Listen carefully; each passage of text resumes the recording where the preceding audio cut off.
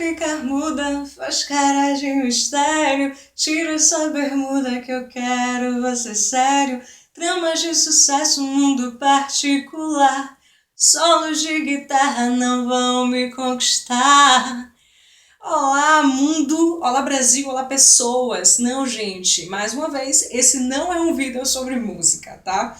A pessoa gosta realmente de cantar e sempre vai trazer para vocês a palhinha de alguma canção. Eu realmente adoro músicas, me faz entrar em fluxo e é por isso que eu gosto de compartilhar isso com vocês.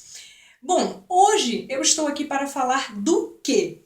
Vou falar sobre mapas. Mapas na comunicação, trazendo isso dentro da PNL. Pessoal, por que hoje eu estou falando de mapas para vocês? Porque ele faz parte, é um dos temas que a gente vai falar no dia 26 de novembro, que você vai estar conosco no nosso workshop modular de PNL. Nós vamos falar a definição de PNL, um breve histórico da programação neurolinguística, os principais pressupostos dessa ferramenta e especificamente vamos aprofundar um pouco mais sobre mapas. Mas mapas, Joyce, o que é isso? Mapa geográfico? Mapa do Brasil? Não, pessoal, não é isso.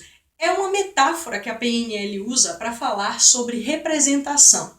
A PNL vai trazer que toda a realidade nós utilizamos os nossos sentidos, tá? Nossos 5 sentidos, para fazer uma representação interna dessa realidade.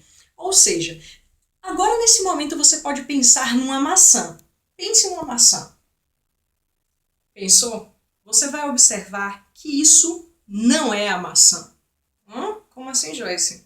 Mas eu estou pensando numa maçã. Não, isso é uma representação interna de algo que é externo, de um símbolo externo que nós conhecemos como maçã. Você quer saber um pouco mais sobre mapas? Você quer saber qual é a importância de saber sobre isso? Acesse a nossa página, a página da Pleno C. Se inscreva no nosso workshop modular sobre PNL. Quero contar com você no dia 26 de novembro.